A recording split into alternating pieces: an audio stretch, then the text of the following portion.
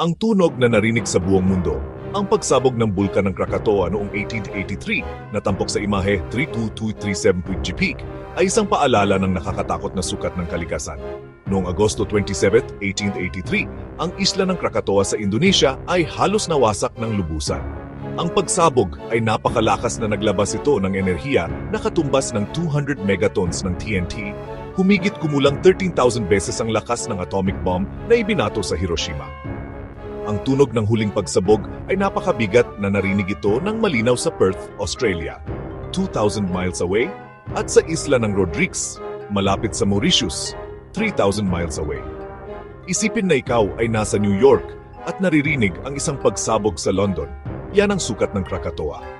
Ang pressure wave ay napakadiin na sumira ito ng mga tamang dikit ng mga sailor sa isang barko na 40 miles away. Masyadong kahanga-hanga pa ang barometric data.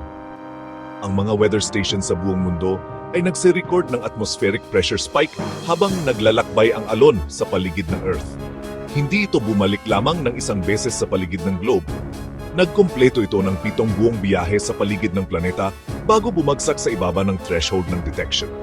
Ang abo mula sa pagsabog ay nanatili sa atmosphere ng maraming taon, na nagdudulot ng vivid red na sunset sa buong mundo at nagpababa ng average temperature ng Earth ng 1.2 sa sumunod na taon.